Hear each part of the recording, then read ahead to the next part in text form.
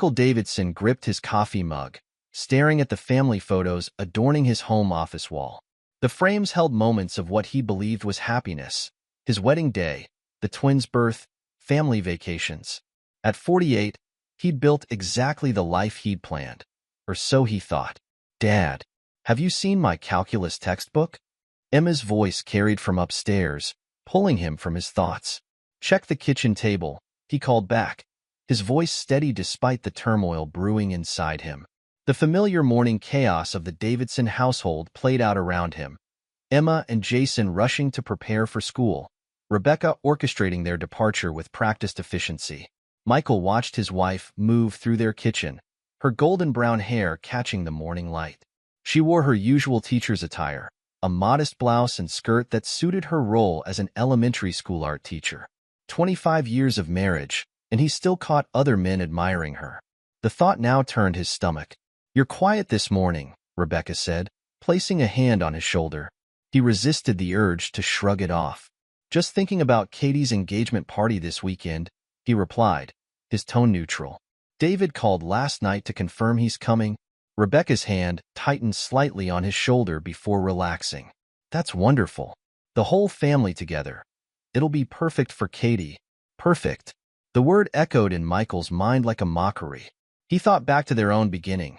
The high school cheerleader who needed help with math, the quiet boy who'd fallen hard for her smile. He'd tutored her through trigonometry and calculus, and somewhere between derivatives and integrals, they'd fallen in love. Or so he believed. "Mom, Jason's hogging the bathroom again." Emma's complaint interrupted his dark thoughts. 5 minutes, we're running late." Rebecca called up the stairs. She turned to Michael, her smile warm but something flickering in her eyes. "Don't forget I have that teacher's conference this weekend. I'll have to leave the party early." Michael nodded, his face a mask of understanding. "Of course. David mentioned he has some property viewings in that area too." Funny coincidence. He watched her closely, noting the almost imperceptible pause in her movements as she packed lunches for the twins. Rebecca recovered quickly, her laugh light and practiced. "Your brother never stops working, does he?" The twins thundered down the stairs, 17 years of energy packed into athletic frames. Jason's dark hair needed a trim, falling into eyes that Michael had always thought mirrored his own. Now he wondered how he'd missed David's features in his son's face. "Dad, can I take the car tonight? Practice is running late," Jason asked, grabbing an apple from the fruit bowl. "Take mine," Michael replied, his decision immediate. "I'll need to check something on your car's brake lines anyway." The tracker he'd installed last week needed adjusting. Emma hugged him goodbye, her perfume the same brand Rebecca wore. "Don't forget to sign my permission slip for the field trip," she reminded him, waving the paper in front of his face. Michael signed it automatically, his teacher's instincts noting the official letterhead. He'd taught physics at the local high school for 20 years, building a reputation for tough but fair classes. His students respected him, even the ones who struggled with the material. He demanded honesty in his classroom. No cheating, no excuses. "I'll pick up dinner on my way home," Rebecca said, gathering her things. "Any requests?" "Whatever you decide is fine," Michael replied, standing to kiss her cheek, a habit of 25 years he couldn't break yet. Her skin was warm under his lips, and he wondered if David had kissed her there too. The house fell quiet after they left. Michael waited 10 minutes before pulling out his phone. "Tom? They're gone. Come over." Tom Spencer arrived 15 minutes later, his security firm's unmarked car parked discreetly down the street. At 32, Tom had grown from the struggling student Michael had mentored into a sharp-eyed professional with a talent for uncovering secrets. "I got the hotel footage," Tom said without preamble, setting his laptop on Michael's desk. "You sure you want to see this?" Michael's jaw tightened. "Show me." The security camera footage was grainy but clear enough. Rebecca entering the Hampton Inn at 7:43 p.m., David following 5 minutes later, both leaving at 11:27 p.m. The timestamp matched the charge on their joint credit card. A room Rebecca had claimed was for a teacher's workshop. "There's more," Tom said quietly. "I found a pattern going back years. Different hotels, but always the same setup. They're careful, but not careful enough." Michael's hands didn't shake as he reviewed the evidence. His voice remained steady as he asked, "How far back?" Tom hesitated. "The earliest confirmed meeting I found was 18 years ago, right around the time. Right around the time Rebecca got pregnant with the twins," Michael finished. The words tasted like ash in his mouth. He stood, moving to the window. The neighborhood was quiet. Expensive homes spaced perfectly apart, manicured lawns creating an illusion of order. David had helped them buy this house, offering a family discount on the property. Another act of generosity from his successful older brother. Michael's hands curled into fists. "There's something else," Tom said, his voice professional but tinged with reluctance. "The surveillance you requested on Robert Hayes." Michael turned. "Katie's fiancé?" Tom pulled up another file.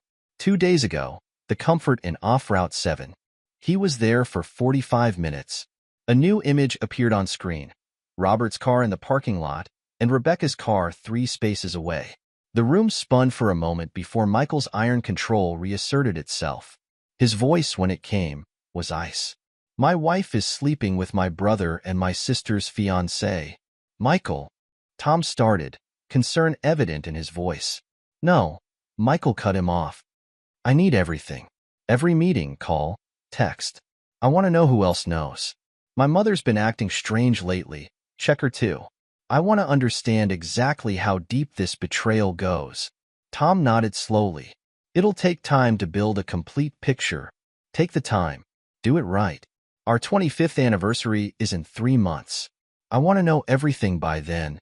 After Tom left, Michael sat at his desk, staring at the family photos. Rebecca's smile, David's arm around his shoulder at last year's Christmas party, the twins beaming at their 16th birthday celebration. His perfect family. His perfect lie. He reached for the nearest frame, his and Rebecca's wedding photo. They looked young, happy, untouchable by time or betrayal. With deliberate care, he opened the back of the frame and removed the photo. Then, with precise movements, he began to tear it into tiny pieces. When Rebecca came home that evening with Chinese takeout, Michael greeted her with a kiss and asked about her day. He listened to her stories about difficult students and faculty politics. He watched her laugh with the twins over dinner, noting how her phone stayed face down beside her plate. Later, when she was asleep beside him, he lay awake cataloging every suspicious business trip, unexplained absence, time David had been unnecessarily present in their lives. The rage inside him crystallized into something cold and hard and patient. They had taken everything from him: his marriage, his children, his trust. He would take everything from them in return. But first, he needed proof. Irrefutable, devastating proof that would destroy not just their reputations but their entire worlds. Michael Davidson had lived his life believing in honesty, hard work, and family. Now he would show them exactly what happened when those beliefs were betrayed. Chapter 2. The Investigation. The manila envelope sat unopened on Tom Spencer's desk, the weight of its contents pressing against the clean white surface. He glanced at Michael, who stood by the window of the small investigative office, his posture rigid with controlled fury. "Before you open it," Tom said, "I need you to understand something. What's in there? It's going to change everything. Not just your marriage, but your whole family." Michael turned, his eyes hard. "They changed everything the moment they decided to lie to me." "Open it." Tom pulled out the first set of documents, financial records spanning 2 decades. Credit card statements, hotel receipts, bank transfers carefully disguised as business expenses. David's company had been paying for more than just family vacations. "Your brother's been maintaining a separate account," Tom explained, spreading the papers across his desk. "Regular deposits, always under reporting thresholds. Rebecca's name is on it, but it's hidden under her maiden name." Michael picked up a statement, studying the transactions. "When did it start?" "The account was opened 19 years ago," Tom said quietly. "A month before Rebecca discovered she was pregnant." The paper crumpled in Michael's grip. "Show me the rest." Tom hesitated before pulling out his laptop. "I managed to recover deleted texts from Rebecca's old phone backups. She wasn't as careful in the early years." The messages scrolled across the screen. Hundreds of them, spanning years. Secret meetings arranged in code, expressions of love and desire, discussions about the twins. Michael read them all, his face growing harder with each revelation. David helped Jason get that summer internship last year, Michael noted, pointing to one exchange. He told me he'd put in a good word with a colleague. He was arranging it with Rebecca the whole time. There's more, Tom said, pulling up surveillance photos. These are from the past 3 months. The images showed Rebecca and David together, entering hotels, meeting in parking lots, sharing intimate moments they thought were hidden from view. But it was the newer photos that made Michael's blood run cold. When did this start? He demanded, staring at an image of Rebecca and Robert Hayes emerging from a motel room. As far as I can tell, about 6 months ago. Right around the time he started dating Katie. Tom pulled up more photos, more meetings. They're usually quick, lunch breaks or early evenings. He tells Katie he's doing hospital rounds. Michael's laugh was bitter. My wife is sleeping with my brother and my sister's fiancé. How poetically destructive of her. Michael, Tom said carefully, there's something else you need to see. He pulled out another envelope, this one marked with a medical laboratory's logo. The DNA tests, Michael said flatly. Tom nodded. You were right about wanting them done. The twins. They're not yours. Michael had known, had suspected for months, but hearing it confirmed still felt like a physical blow. 18 years of memories, teaching them to ride bikes, helping with homework, attending every game and recital, all built on a lie. Who else knows? He asked, his voice deadly calm. Your mother, Tom confirmed, showing him more surveillance photos. She's been meeting with Rebecca and David regularly, usually after you've expressed suspicion. She's been running interference, creating alibis. Michael absorbed this new betrayal with frightening stillness. My own mother. Helping them hide this from me. There's a pattern to their meetings, Tom continued, professional despite his personal involvement. Your mother usually meets with Rebecca first, then David separately.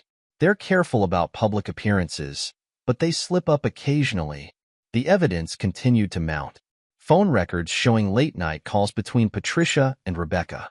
Security footage of David's car parked near Patricia's house on days when Rebecca was supposedly at teaching conferences. Bank statements showing Patricia's regular deposits into the secret account. They've built quite a network, Michael observed, his tone conversational but his eyes glacial, all working together to maintain their perfect lie. Tom watched his former teacher with growing concern. He'd seen that look before, in cases where the betrayal ran deep enough to turn love into something darker. What are you planning? Michael gathered the evidence carefully, organizing it with the precision he brought to his physics equations. We have 3 months until the anniversary party. I want everything documented, every connection mapped, lie exposed. Leave no stone unturned. Even if what we find destroys your family completely. They destroyed my family, Michael corrected him. I'm just going to make sure everyone knows exactly how and why it fell apart. Over the next weeks, Michael maintained his routine. He taught his classes, attended family dinners, played the role of devoted husband and father. But every moment was an opportunity for gathering evidence. He installed tracking devices in Rebecca's car, monitoring her movements. He set up cameras in their home office, capturing her late-night phone calls with David. He recorded conversations at family gatherings, noting the subtle interactions between the conspirators. Patricia's weekly dinners became an exercise in observation. Michael watched his mother fuss over Rebecca, watched her secret smiles when David stopped by unexpectedly. He recorded it all, building his case. You seem distracted lately, Rebecca mentioned one evening, as they prepared for bed. Is everything okay? Michael met her concerned gaze in the mirror. Just thinking about the anniversary party. 25 years is a long time to be married. The best years of my life, she said, wrapping her arms around him from behind. He patted her hand, noting how she checked her phone the moment she thought he wasn't looking. Later, he watched through the cameras as she slipped downstairs to call David. I'm worried about him, she whispered into the phone. He's been acting strange. You're being paranoid. David's voice came through clearly on the recording. Michael's never suspected anything before. Why would he start now? Michael rewound the conversation 3 times, memorizing their tones, their certainty, and their deception. Then he called Tom. I want to accelerate the surveillance on Robert, he instructed. If he's meeting Rebecca, I want to know when, where, and for how long. And I want to know if Katie has any idea what's happening. The investigation expanded, revealing layers of betrayal that even Michael hadn't anticipated. Robert wasn't just meeting Rebecca. He was confiding in her about Katie, sharing intimate details of their relationship. He tells Rebecca everything, Tom reported, disgust evident in his voice, then uses that information to manipulate Katie's trust. It's calculated. Michael added the information to his growing file. Every revelation strengthened his resolve, turned his rage into something focused and cold. They had taken his truth from him, piece by piece, year by year. He would take everything from them in return. As the anniversary party approached, Michael fine-tuned his plan. The venue was booked, the same place they'd held their wedding reception. The guest list was carefully curated to include everyone who needed to witness the destruction of the facade. "Are you sure about this?" Tom asked, as they finalized the video presentation that would expose every lie. Michael stared at the footage. Rebecca and David entering hotels, Robert leaving the motel, Patricia orchestrating their deceptions. They've had 18 years of their truth. It's time for mine. The investigation had revealed more than just infidelity. It had exposed the rotting core of what he'd thought was a perfect family. Now, as he prepared to tear it all down, Michael felt nothing but cold satisfaction.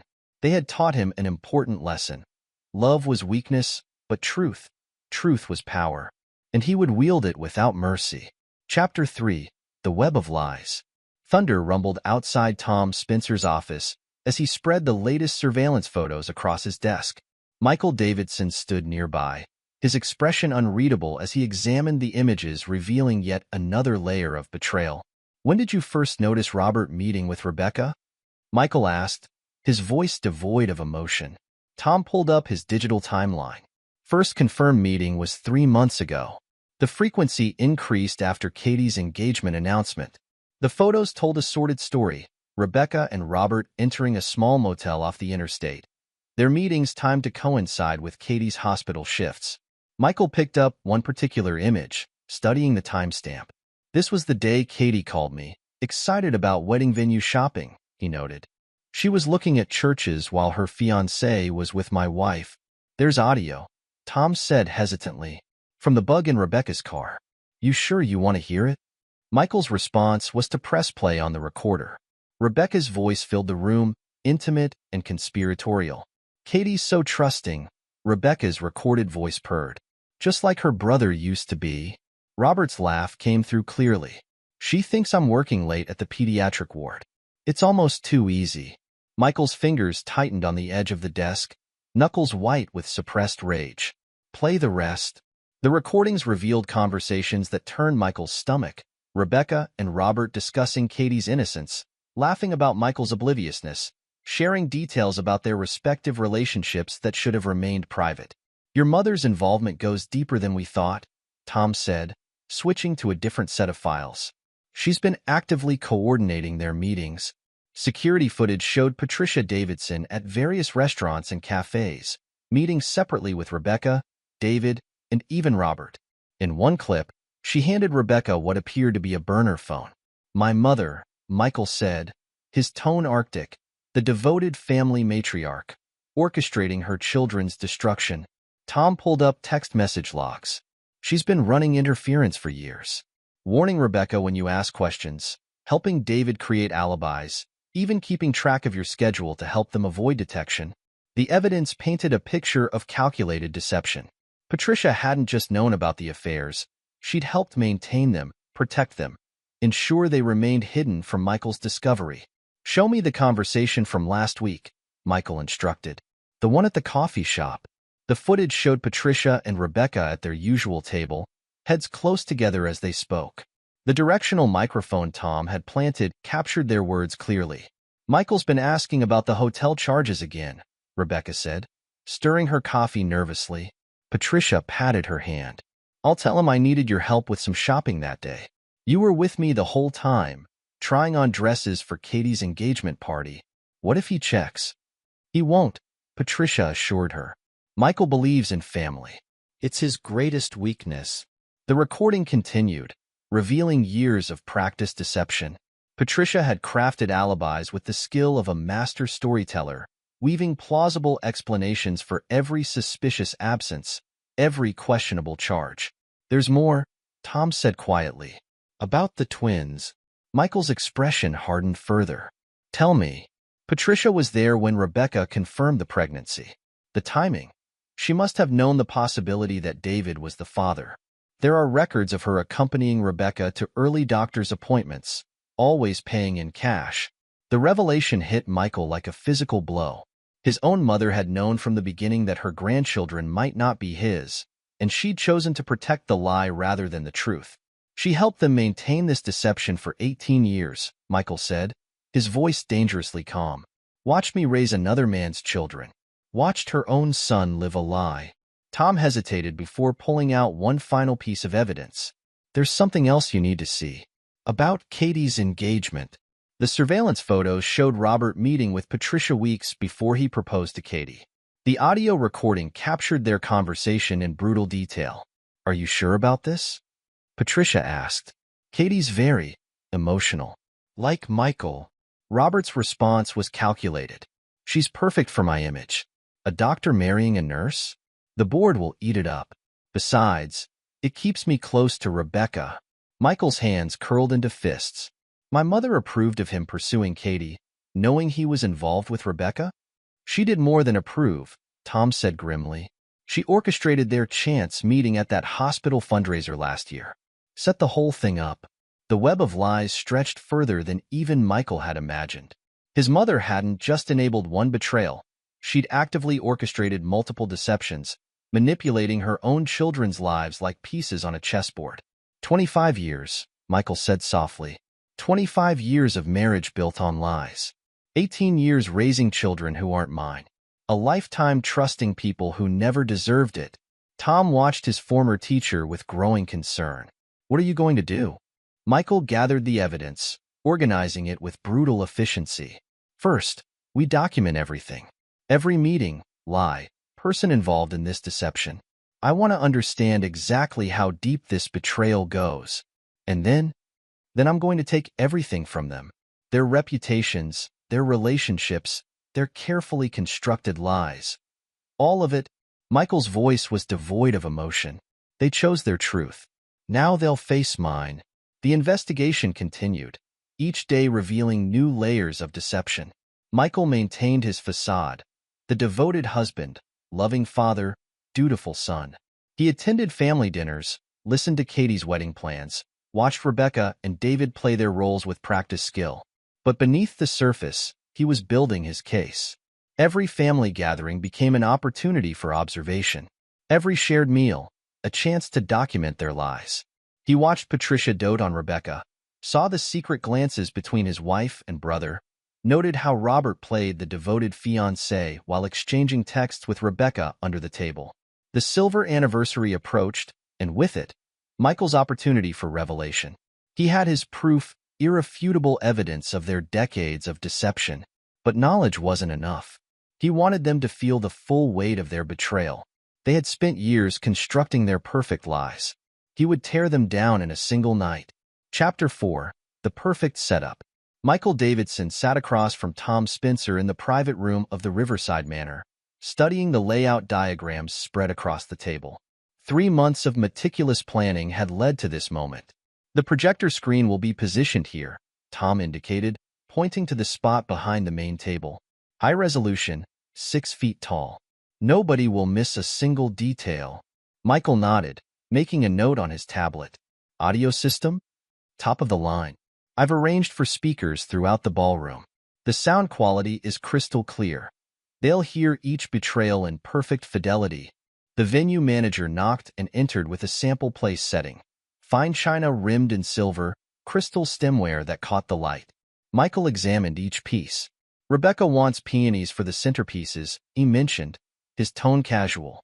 "Her favorite flower. David used to bring them to her after their hotel meetings." Tom glanced at his former teacher. "You've thought of everything." "Almost." Michael pulled out a USB drive. "The video presentation needs your final touch.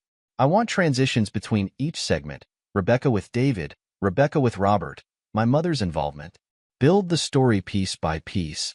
They spent hours reviewing the footage. Security cameras capturing intimate embraces in hotel corridors. Hidden microphones recording whispered declarations of love and conspiracy. Text messages revealing years of coordinated deception. The DNA test results came back, Tom said quietly, sliding an envelope across the table. Michael opened it slowly, though he already knew what he would find. The scientific confirmation of his brother's betrayal was laid out in percentages and probability factors. David's paternity of the twins was undeniable. Added to the presentation, Michael instructed. Right after the hotel footage, I want everyone to understand the full scope of their deception. The guest list required careful consideration. Michael wanted witnesses to the destruction, colleagues, friends, neighbors who had unknowingly played parts in their elaborate lies. Rebecca's invited her entire department from the elementary school, he noted, reviewing the RSVP list. All those teachers who covered for her conferences over the years. They should be here to see the truth. David's bringing business associates, Tom added, including investors from that new development project he's so proud of. Michael's smile was razor-sharp. Perfect. They should understand exactly who they're doing business with. The preparations continued with ruthless efficiency. Michael orchestrated each detail while maintaining his facade of the devoted husband, planning a romantic celebration. The string quartet is confirmed, Rebecca told him over dinner one evening. They'll play our wedding song. Michael reached across the table to squeeze her hand. You've thought of everything, darling. He watched her smile, noting how she checked her phone under the table. Another message from David, no doubt. The twins were excited about the celebration, eager to help with preparations.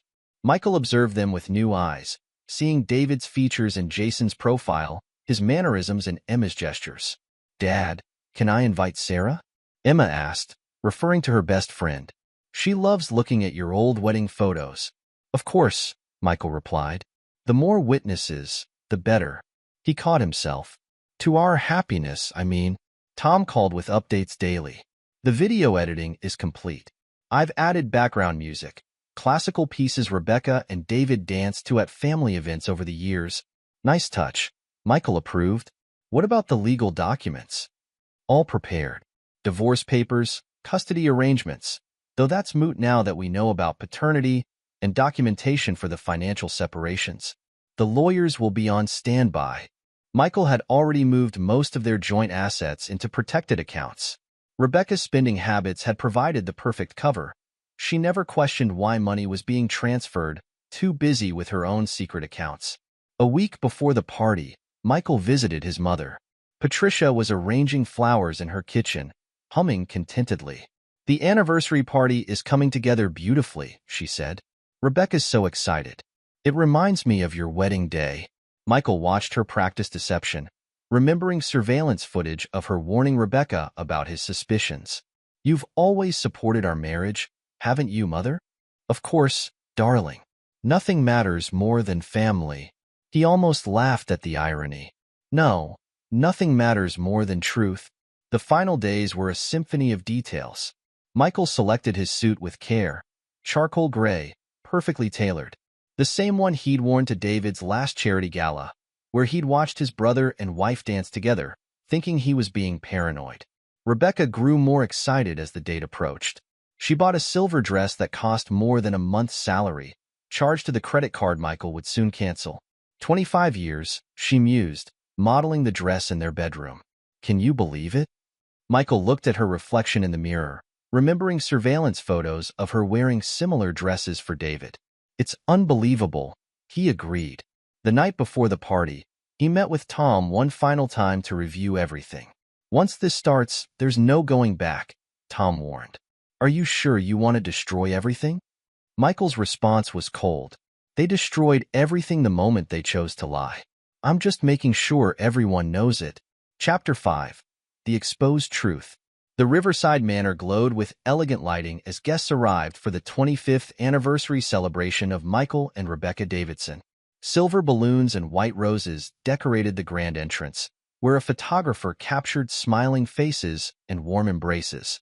Rebecca stood in the reception line, radiant in her silver dress, accepting congratulations with practiced charm. Michael watched her performance, noting how her smile brightened when David arrived. "Little brother." David embraced him enthusiastically. 25 years, you've proved me wrong. I didn't think you'd get Rebecca to say yes in the first place." Michael returned the embrace, feeling the USB drive in his pocket press against his chest. "You've always been there for us, haven't you, David?" The ballroom filled with guests, teachers from both their schools, David's business associates, family friends who had witnessed their lives for years. Patricia worked the room like the society matron she was, bragging about her perfect family. Katie arrived with Robert, their fingers intertwined. Michael observed their entrance, remembering motel surveillance footage. Robert's other hand held his phone, the same one he used to coordinate meetings with Rebecca. "Everything's ready," Tom murmured, passing behind Michael with a champagne flute. The projector was connected, the audio system tested, the evidence prepared to destroy their carefully constructed world. Dinner was served, expensive wines paired with gourmet courses. Michael watched Rebecca laugh at David's jokes, saw Robert squeeze Katie's hand while texting under the table. His mother beamed at her children, the proud matriarch preserving her fiction of family unity. The string quartet played familiar melodies, their wedding song, anniversary waltzes, family celebration tunes. Each note marked time until the revelation. Finally, Michael stood for his anniversary toast. The room quieted, all eyes turning to him. Rebecca smiled up at him. Love and deceit mingled in her expression.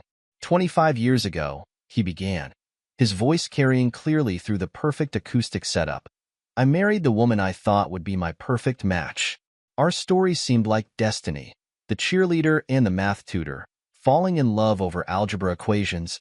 Appreciative chuckles rippled through the crowd. David raised his glass in salute, his other hand resting possessively on the back of Rebecca's chair. "Over the years, we built what appeared to be the perfect life. A beautiful home, wonderful children, successful careers. We were blessed with supportive family members who were always there for us." Patricia dabbed at her eyes with a monogrammed handkerchief. Katie leaned against Robert, unaware that his free hand was texting beneath the table. "But appearance and reality often differ," Michael continued, pressing a button on his remote. The lights dimmed as the projector hummed to life. "Let me show you what 25 years of marriage really looks like." The screen filled with crystal-clear surveillance footage. Rebecca and David entering the Hampton Inn, emerging hours later with mussed clothing. The timestamp matched their anniversary date from 3 years ago. Gasps filled the room. Rebecca's champagne glass slipped from her fingers, shattering on the table. David's face drained of color as the footage continued. Years of hotel meetings, secret rendezvous, intimate moments they thought were hidden. But wait, Michael's voice cut through the shocked murmurs. "There's more to our perfect family story." The video shifted to text messages, displayed in large format. Rebecca and David's secret communications appeared, discussing the twins' paternity, coordinating their deception, mocking Michael's trust. "Mother," Michael turned to Patricia, whose face had gone rigid. "Perhaps you'd like to explain these next clips?" Security footage showed Patricia meeting with Rebecca and David separately, helping coordinate their alibis, warning them about Michael's suspicions. Her role in the conspiracy played out in high definition. And Robert, Michael's tone could have frozen fire. "Katie, you might want to pay attention to this part." The motel footage began playing. Rebecca and Robert's secret meetings, their intimate encounters, their betrayal of Katie's trust captured in merciless detail. The room erupted in chaos. Katie stumbled back from Robert, her engagement ring catching the light as she raised her hands in horror. Rebecca tried to stand but collapsed back into her chair, her perfect mask shattered. "The DNA test results are particularly interesting," Michael continued, his voice cutting through the pandemonium. The medical documents appeared on screen, clearly showing David's paternity of the twins. Jason and Emma sat frozen, their world imploding as they stared at the evidence. Their uncle was their father. Their mother had lied to them their entire lives. "I've had 17 years to build college funds for my children," Michael announced. "But since they're not actually mine, I've transferred those funds to more deserving recipients. David can pay for his own kids' education." David surged to his feet. Michael, let me explain. Explain what? Michael's voice cracked like a whip. How you slept with my wife. How you watched me raise your children. How you played the devoted brother while destroying my life. Rebecca reached for him, mascara streaking her cheeks. Michael, please. Don't touch me. He stepped back, pulling an envelope from his jacket. These are divorce papers. You'll find them quite thorough. Tom has copies for everyone involved. Tom moved through the shocked crowd, distributing documents with professional efficiency. Divorce papers for Rebecca. Evidence packets for David's investors. Documentation of Robert's infidelity for Katie's lawyer. The truth, Michael addressed the stunned room, is that this perfect family was built on lies. My wife betrayed me with my brother and my sister's fiancé. My mother helped hide their deception. My children aren't mine. The twins were sobbing now, clinging to each other as their reality crumbled. Patricia tried to approach them but stopped at Michael's glacial stare. I've spent 25 years living a lie, he concluded. Consider this my anniversary gift to all of you. The gift of truth. Chapter 6. The Aftermath. The ballroom erupted into pandemonium as the full impact of Michael's revelation hit the gathered crowd. Rebecca stumbled to her feet, her silver dress now stained with spilled champagne, her perfect makeup streaked with tears. Michael, you don't understand, she pleaded, reaching for him. David and I. It wasn't supposed to happen like this. Which part wasn't supposed to happen? Michael's voice cut through her excuses like a blade. The affair with my brother? Or sleeping with our daughter's fiancé? Katie's anguished cry drew attention to where she stood confronting Robert. How could you? With her? With my brother's wife? Robert tried to catch her arm. Katie, baby, it didn't mean anything. Don't touch me. Katie recoiled, ripping off her engagement ring and throwing it at him. You're sleeping with my sister-in-law. Were you laughing at me the whole time? David attempted to restore order, ever the successful businessman trying to control the situation. Everyone, please, let's discuss this privately. Privately? Michael laughed, the sound devoid of humor. Like the private meetings you had with my wife? Or the private conversations about your children, my twins? Jason stood up abruptly, his chair crashing backward. You're my father? All this time. You're actually my father? Emma remained seated, staring at the DNA results still displayed on the screen. Mom, is it true? Uncle David is... Rebecca moved toward her children, but they backed away from her. Please, let me explain. We were young. It was complicated. Complicated? Michael's voice silenced the room. Let me simplify it for them. Their mother slept with their uncle while married to their father. Their grandmother helped hide the truth. The man who raised them isn't their father. Patricia tried to intervene, her society manners cracking under the strain. Michael, you're hurting the children. Think about what you're doing to this family. Family? Michael turned to face his mother. You helped them lie to me for 18 years. You watched me raise David's children, knowing the truth the entire time. What kind of mother does that to her son? The evidence continued playing on the screen. Years of deception displayed in perfect clarity. David's business associates whispered among themselves, several already making calls to their lawyers. The trust funds, David said suddenly. You can't just take away their college money. They're innocent in this. They're your children. Michael cut him off. You're the successful real estate developer. You pay for their education. I've already transferred everything to protected accounts. Rebecca sank into her chair, her perfect anniversary celebration destroyed. What about our house? Our savings? Our joint accounts are closed, Michael informed her coldly. You'll find the divorce papers quite clear about asset division, though I'm sure David can help you. He's been helping himself to my wife for 18 years. Robert tried to approach Katie again, but she backed away. Katie, please, what we had was real. Was it? Katie's voice shook. Was it real when you were sleeping with Rebecca? When you were texting her during our dates? When you were lying to me about working late? The twins huddled together, their world shattered. Emma looked at David with new eyes, seeing her own features reflected in his face. Jason couldn't look at anyone. I trusted you, Michael addressed the room, his voice carrying to every corner. I trusted my wife. my brother, my mother. I trusted that my children were mine. I trusted that my sister's fiancé was worthy of her. He turned to Rebecca, who sat crumpled in her expensive dress. 25 years of marriage, built on lies. Enjoying your anniversary party, darling? Patricia made one last attempt to salvage the situation. Michael, please, we can work through this as a family. There is no family, Michael replied. Just a collection of liars who thought they could fool me forever.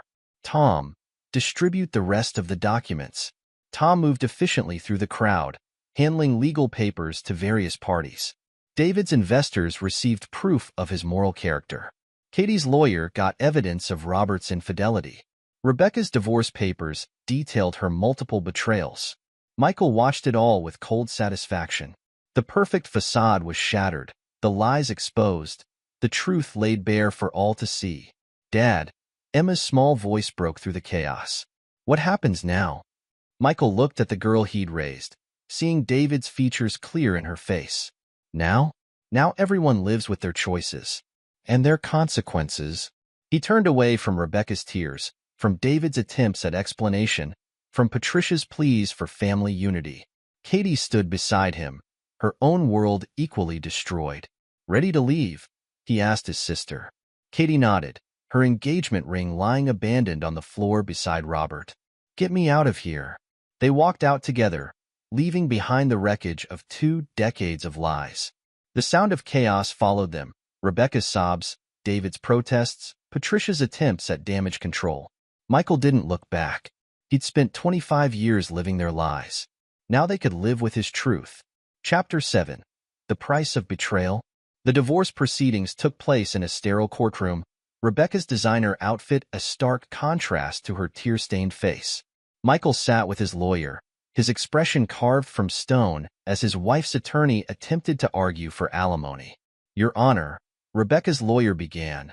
Mrs. Davidson has been a devoted wife for 25 years. Objection. Michael's attorney interrupted, pulling out a thick folder. I have evidence that proves otherwise. The judge reviewed the surveillance photos, text messages, and hotel receipts. Rebecca slumped in her chair as her infidelities were detailed in legal language. Furthermore, Michael's lawyer continued, DNA evidence proves that Mrs. Davidson's children were fathered by her husband's brother, with whom she maintained an 18-year affair. The judge's expression hardened. Motion for alimony denied. Mr. Davidson, you've already transferred your joint assets? Michael nodded once. All accounts are separated. I've left her with her teacher's salary and personal accounts. Rebecca's sob echoed through the courtroom. Michael, please. Where am I supposed to live? Ask David. Michael replied, his voice arctic. He's got plenty of properties. Outside the courthouse, Tom waited with more documents. David's investors got the evidence packets this morning. Michael checked his watch. How long? First calls came in within an hour. 3 major investors have already pulled out of his new development. His reputation in the real estate community is... Tom trailed off. Destroyed? Michael's smile was razor-sharp. Good. David's office resembled a war zone. His phone rang constantly. Investors demanding explanations, partners withdrawing support, clients canceling contracts. The video evidence from the anniversary party had spread through his professional network like wildfire. You can't do this, David shouted into his phone. We have contracts. Morality clauses. The investor's voice crackled through the speaker. We can't be associated with someone who maintained a long-term affair with his brother's wife. The optics are toxic. One by one, David's carefully cultivated business relationships crumbled. The luxury development he'd bragged about at family dinners sat half-finished, funding dried up. Meanwhile, Tom's anonymous tips about Robert Hayes reached the hospital board. Michael watched from his car as investigators entered Robert's pediatric practice. Nothing illegal, Tom reported, but enough questions about his character to make parents uncomfortable. Who wants a doctor who sleeps with his fiancée's sister-in-law? Robert's waiting room emptied as rumors spread. Nurses requested transfers. The practice he'd built on his charming reputation withered under the weight of scandal. Katie's lawyer has the evidence? Michael asked, complete with timestamps showing when he was texting Rebecca during their dates. The prenup he tried to pressure her into signing looks especially suspicious now. Michael's phone buzzed. Rebecca again. He declined the call, watching the notification add to her growing list of desperate attempts at contact. She's trying to access the college funds, Tom mentioned. They're gone, Michael replied. Transferred to secure accounts the day before the party. She can explain to the twins why their biological father needs to pay for their education. The twins had moved in with Patricia temporarily, unable to face either parent. Michael drove past his mother's house, noting David's car in the driveway. Still conspiring, still lying. What about the house? Tom asked. Listed for sale this morning. Rebecca has 30 days to find new accommodations. Michael's tone brooked no argument. I won't live in a home built on lies. The consequences rippled through their social circle. Rebecca's fellow teachers whispered behind her back. David's country club membership was quietly revoked. Robert's colleagues avoided eye contact in hospital corridors. You're ruining lives, Patricia accused during a tense phone call. No, Mother. I'm exposing truth.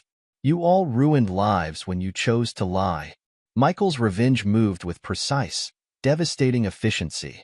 Each blow calculated, each consequence designed to strip away the comfortable lies they'd hidden behind. The twins want to see you, Tom mentioned one evening. They have a father, Michael replied. Let David explain his choices to them. But his words lacked conviction. Despite everything, 17 years of raising them had left marks on his heart. He considered mercy, for a moment. Then he remembered 18 years of deception, of David playing the proud uncle while knowing the truth, of Rebecca accepting his love while carrying her lover's children. No mercy for betrayal. Chapter 8. The Final Blow. Patricia Davidson's social downfall began at her beloved garden club. She arrived for the monthly meeting to find her usual seat occupied, her committee position filled. We feel, the club president said delicately, given recent revelations about your family situation, a change in leadership would be appropriate. The whispers followed her through town. At church, her usual pew companions found other seats. Her bridge club suddenly had no openings. The charity committees she dominated for decades quietly dropped her name from their rosters. How dare they? She raged to David over lunch. After all I've done for this community. Mother, David's voice was tired. His designer suit wrinkled from sleeping in his office. They know you helped hide my affair with Rebecca, that you knew about the twins. Your moral authority is gone. Michael and Katie made sure the extended family knew everything. Cousins, aunts, uncles, all received detailed evidence of Patricia's role in the deception. She knew. Aunt Margaret's voice shook over the phone. She watched Michael raise those children knowing they weren't his. Ask her about the fake alibis, Katie suggested. About warning Rebecca when Michael got suspicious. About helping them hide the affair for 18 years. The family matriarch found herself excluded from weddings, baptisms, graduations. Her phone stopped ringing. Her holiday invitations went unanswered. Meanwhile, Rebecca's attempts to maintain relationships with the twins met brutal resistance. How could you? Emma screamed during one attempted meeting. You let us believe Dad, Michael. You let us believe he was our father. I'm still your mother, Rebecca pleaded. Nothing changes that. Everything changes that, Jason shot back. Everything about our lives is a lie. Who else knows? Did our teachers know? Our friends' parents? The twins discovered their entire history was built on deception. Family vacation photos showed David's hidden glances at Rebecca. Birthday party videos captured secret touches, coded messages. He was there for everything, Emma realized, watching old recordings. Every milestone, celebration. Watching us. Knowing we were his. They couldn't look at David. Their uncle-turned-father tried to reach out, to explain, to offer financial support. They blocked his number. Michael received updates about their struggles through Tom's discreet surveillance. He watched them grapple with their shattered identity, their destroyed family foundations. They're asking about you, Tom reported. Wondering why you haven't contacted them. Let them wonder, Michael replied. But his hands clenched into fists, remembering 17 years of love built on lies. Patricia made one final attempt at damage control, hosting a family dinner. Only David attended. Rebecca sat in her empty house, surrounded by packed boxes, her teaching position temporarily suspended due to scandal. "We're still a family," Patricia insisted to her empty dining room. "We can fix this." "Nothing to fix," Michael told her when she called. "You chose your side 18 years ago. Live with it." The community that had witnessed their perfect family facade now watched its complete destruction. Rebecca stopped attending church, tired of the pointed-him selections about sin and betrayal. David's remaining business meetings moved to other towns where his name wasn't toxic. "Your brother's company is failing," Tom updated Michael. "3 properties in foreclosure. His investors won't touch him." Good. Michael's satisfaction was cold. "How's Robert's practice?" "Down to a quarter of his previous patients. Hospital board is reviewing his privileges. Katie's lawyer is having a field day with the evidence."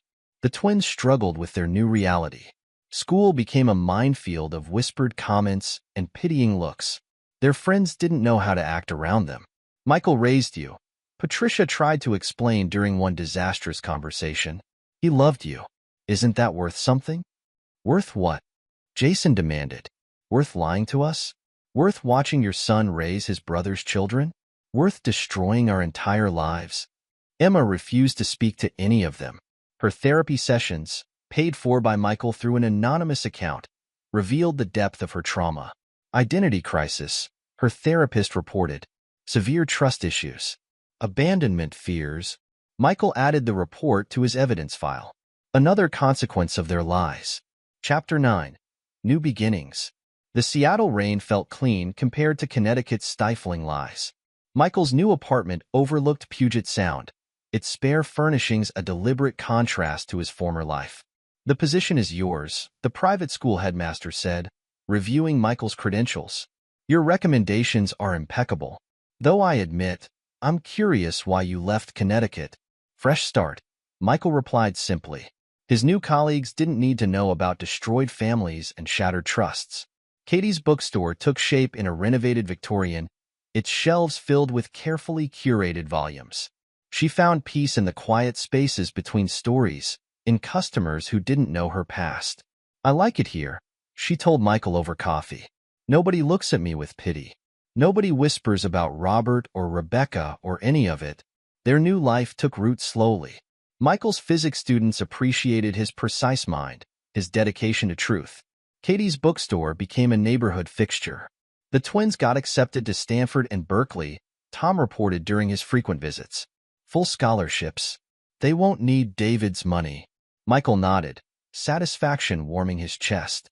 He'd ensured their applications highlighted their academic achievements, their personal essays touching on overcoming family trauma without revealing specifics. Back in Connecticut, the destruction continued.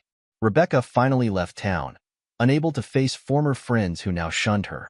David's business collapsed entirely, forcing him to sell his remaining properties at a loss. "He's moved to Vermont," Tom updated. "Small condo, no view. Quite a change from his luxury penthouses." Robert's practice never recovered. He relocated to another state, his dreams of a prestigious hospital position destroyed by scandal. Patricia rattled around her empty house, surrounded by family photos she couldn't bear to take down. Her social calendar remained empty, her phone silent. The twins adapted to West Coast life, choosing colleges close to Michael and Katie. Their relationship with Michael evolved slowly, painfully. "You're not our father," Jason said during one visit. "But you're the only parent who ever told us the truth." Emma took longer to reach out. Her trust, once shattered, rebuilt in microscopic increments. "Why did you pay for my therapy?" she asked months later. "After everything." 17 years of love doesn't disappear, Michael admitted. Even when it's built on lies. Tom's visits to Seattle became more frequent, his professional interest in Michael's new life turning personal. "You're good for him," Katie observed over wine. "You saw him through the worst and stayed." Michael's revenge had succeeded beyond his expectations. The comfortable lies his family had hidden behind lay exposed and ruined. Their perfect facades crumbled to reveal the rot beneath. But in destroying their lies, he'd found his truth. A life without deception, without pretty facades hiding ugly realities. "No regrets?" Tom asked one evening, watching the sunset over Puget Sound. Michael thought of Rebecca's tears, David's ruined business, Patricia's social destruction. He remembered the twins' shattered trust, Katie's broken engagement, the comfortable life he'd burned to ash. They chose their lies, he replied. I chose truth. I can live with that. The story spread through their old community, whispered at parties, dissected over coffee. The perfect family destroyed by decades of deception. The husband who refused to accept lies. The price of betrayal laid bare for all to see. Michael Davidson had lost his wife, his brother, his mother, and the children he'd raised. But he'd gained something more valuable. The freedom to live without lies, the strength to demand truth, and the peace of knowing that even in darkness, he'd remain true to himself. Epilogue. 10 years later. The Seattle skyline had changed in the decades since Michael Davidson first arrived seeking a fresh start. New towers pierced the sky, but his office at Lakeside Academy still offered the same view of Lake Washington that had first drawn him to the prestigious private school. At 58, Michael's hair had grayed at the temples, but his presence still commanded respect from students and faculty alike. His reputation as one of the city's finest physics teachers had grown, his dedication to truth and precision earning him department head status 5 years ago. Dr. Davidson? His assistant knocked on the door. Your daughter's here. Emma stood in the doorway, her professional attire and confident posture a far cry from the shattered teenager who'd fled Connecticut a decade ago. At 27, she'd grown into a successful environmental lawyer, her Stanford law degree proudly displayed in her own office downtown. Dad, she said simply. The word had taken years to feel natural again, but they'd rebuilt their relationship piece by piece, truth by painful truth. Emma. Michael stood to embrace her. How was court? We won. Corporate polluters can't hide behind shell companies anymore. Her smile held echoes of Rebecca's, but her ethics were purely her own. Jason's flight gets in at 7. Katie's picking him up. Jason had chosen a different path, channeling his trauma into helping others. His Berkeley psychology degree led to a PhD program, specializing in family trauma and betrayal. His research on the long-term effects of parental deception had earned recognition in academic circles. Tom's making dinner reservations, Michael said, gathering his briefcase. That new place on Capitol Hill. The mention of Tom brought a knowing smile to Emma's face. Her father's relationship with the former PI had deepened over the years, their shared commitment to truth forming a foundation stronger than any lies. How's Katie's new location doing? Michael smiled with genuine pride. His sister's bookstore had expanded to 3 locations across Seattle, each one a sanctuary of knowledge and authenticity. At 38, Katie had found her calling in creating spaces where stories brought people together. They drove through Seattle's evening traffic, discussing the upcoming family dinner. These gatherings had become monthly traditions, a way to maintain the honest connections they'd fought to build. Heard anything from back east? Emma asked carefully. Michael's jaw tightened slightly. The past decade hadn't softened his stance on betrayal, but he kept tabs on the aftermath through his remaining contacts.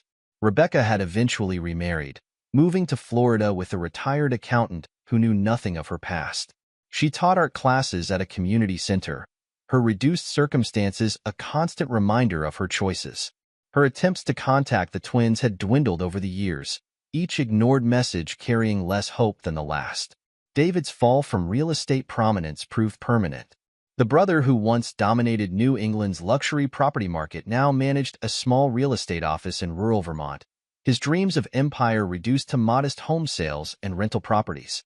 His relationship with his biological children remained non-existent, their silence his heaviest punishment. Your grandmother's nursing home sent another letter, Michael mentioned. Patricia's decline had been steady, her social isolation accelerating her retreat from the world. The family matriarch who once ruled Connecticut society now spent her days in a private facility, paid for anonymously by Michael. He might not forgive, but he wouldn't abandon her to destitution. And Robert? Emma's voice held no emotion for her aunt's former fiancé. Robert Hayes had relocated to Arizona, rebuilding a modest pediatric practice far from his ambitious East Coast plans. His marriage to a nurse practitioner lasted 3 years before ending in divorce, trust issues, according to the paperwork. They arrived at the restaurant to find Katie arranging books on display near the entrance, her trademark touch as a silent partner in several Seattle establishments. Jason's flight landed early, she announced, hugging her brother. At 48, Katie had grown into herself, her bookstore's success healing the wounds of Robert's betrayal. Jason emerged from the bar area, his researcher's mind evident in how he observed the family dynamics. Dad. His greetings were warm but carried the weight of their shared history. Tom arrived last, his investigative firm now one of Seattle's most respected security consultancies. His relationship with Michael had grown stronger with each passing year, built on a foundation of unwavering honesty. They settled into their usual routine, sharing updates, discussing cases, debating ideas. Emma's environmental lawsuits, Jason's research papers, Katie's business expansion plans. Michael listened with quiet satisfaction, noting how tragedy had forged them into stronger versions of themselves. I have news, Jason announced during the main course. I've been offered a position at Columbia. They want me to establish a research center focusing on family trauma and recovery. The table fell silent. Columbia meant New York. Close to Connecticut. Close to the past. They're specifically interested in my work on long-term effects of parental deception, Jason continued. The grant includes funding for a comprehensive study. Michael studied his son. The word felt right, biology notwithstanding. Are you ready to be that close to them? Jason's smile held no warmth. I'm using our family's story to help others understand the devastation of betrayal. Seems fitting. Emma reached for her brother's hand. The twins had processed their trauma differently, her anger channeled into environmental justice, his into academic understanding. But their bond had grown stronger through shared pain. Speaking of news, Katie interjected, I've been offered a chance to buy out that bookstore chain in Connecticut. The one that used to host Mom's art classes. Michael's eyebrow raised. His sister's business acumen had sharpened over the years. Taking over their territory? Poetic justice, Katie replied. They'll never see it coming. Just like we never saw their betrayal coming. The conversation shifted to lighter topics, but undercurrents of the past remained. They had all built new lives, but the foundation of their strength came from surviving destruction. Later that night, in the apartment overlooking Puget Sound that he now shared with Tom, Michael reviewed old case files. The evidence that had destroyed his perfect family had been preserved, a reminder of why truth mattered. Still impossible to forgive? Tom asked, joining him with 2 glasses of whiskey. Michael's response was measured. Forgiveness isn't the point.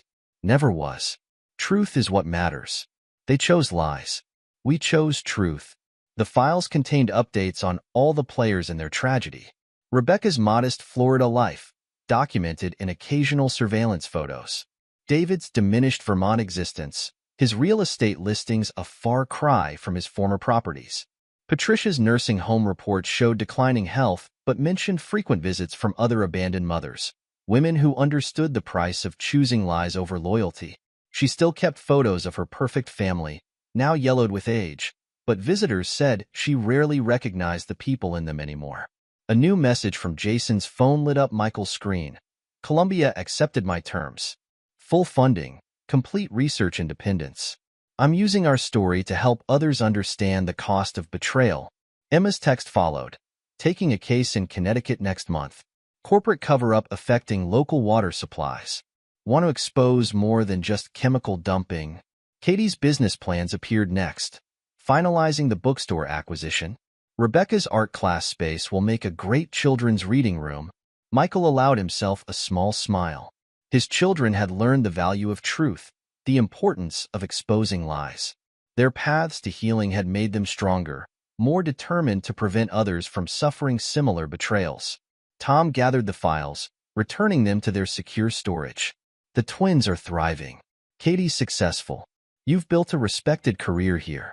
Maybe it's time to let the past rest? Michael's expression remained firm. The past doesn't rest. It teaches. Everything they are now, everything we are now, comes from understanding the price of lies. He picked up a recent photo of his family, not the false perfection of his Connecticut life, but the hard-won reality of his Seattle existence. The twins, successful in their chosen fields. Katie, thriving in her business ventures. Tom, steadfast in his loyalty. 10 years, Tom mused. Think they've learned their lesson? Michael's laugh held no humor.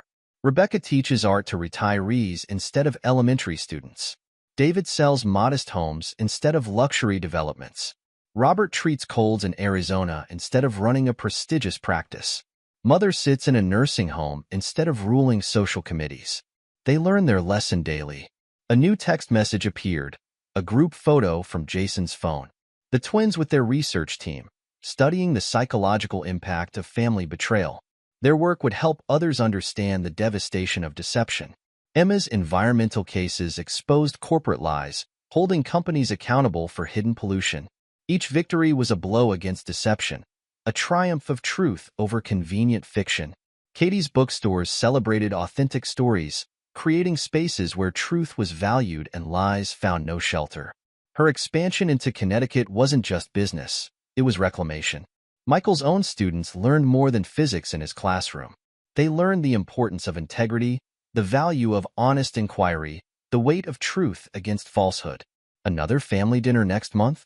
Tom asked, already knowing the answer. Of course. Michael's commitment to his rebuilt family never wavered. Jason will be finalizing his Columbia plans. Emma's Connecticut case needs discussion. Katie's acquisition should be complete.